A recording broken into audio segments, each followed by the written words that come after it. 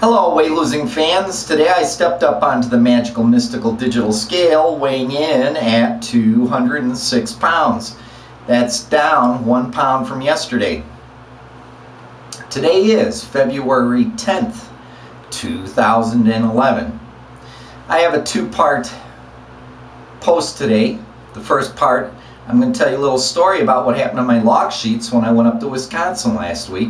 And then the other part, I'm going to talk about food portioning again, only instead of talking about rice, I'm going to talk about portioning macaroni or spaghetti.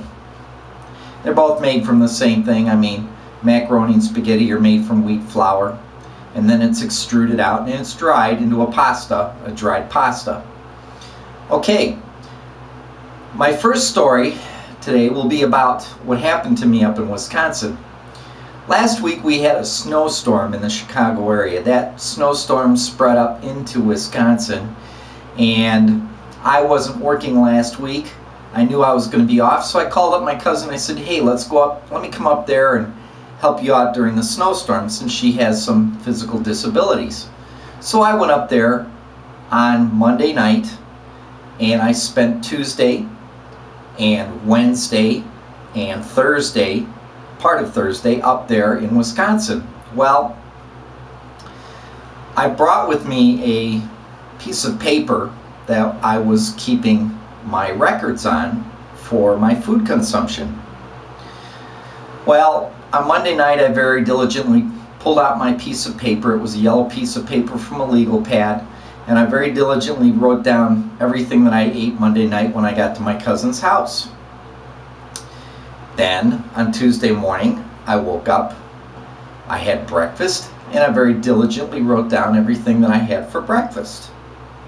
Well, by Tuesday afternoon, I had a list of things on my piece of yellow paper that I was writing down and had estimates on for calorie counts. And my cousin had a hissy fit.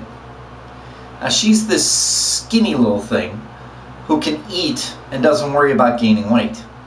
And she really doesn't understand this process of keeping a ledger or records of the things I consume. It always gets under her skin every time she sees me sitting down and writing things down that I eat. And it insults her because she wants to feed me, and it's out of love. I know she loves me, and this is her way of showing that she loves me, is to feed me. Well, she wants to feed me what she wants to feed me, and she doesn't want me to refuse anything. She doesn't want me to refuse the dessert. She doesn't want me to refuse, you know, the giant helping of pasta that her skinny little son won't eat. She doesn't want me to refuse the big portions of chicken that are left over. She wants me to eat all because she doesn't want leftovers in the refrigerator. Well, what I do is I very carefully write down everything that I was eating. That's what I was doing. I was writing it down, okay? Well, here's what she did. She looked at that and said, you're up here in Wisconsin with me right now, and you're sort of like on a vacation. You don't need to be writing down everything you eat and keeping track of everything. Worry about that when you get back. I said, no, I need to do it now. I need to keep a record. She snatched the paper out of my hand in front of me, crumpled it up, and threw it into the trash bin. I was stunned. I was just absolutely stunned. So here's what I did. I went back to the trash bin. I pulled out the piece of paper. I unfolded it. I pulled all the wrinkles out of it, and I proceeded to write on it some more. And I looked at her, and she looked at me with this look of disgust. And she chased me down, grabbed my piece of paper, shredded it, and threw it into the trash. That's what happened to my records for last week, from Monday night, Tuesday all day, and by then I was just disgusted that on Wednesday and Thursday morning I didn't keep any records. In fact, all the way up till Thursday evening I didn't keep any records. And here's what I put in my log sheets. Monday night, lost records. Tuesday, Wednesday, Thursday, lost records. I didn't even have my weight for those days. Which explains why, when I got back from Wisconsin, my weight was way back up high again. It was almost 210 pounds by the time I got back. on Thursday night, my weight was almost 210 pounds. Well, I had to go on my trip.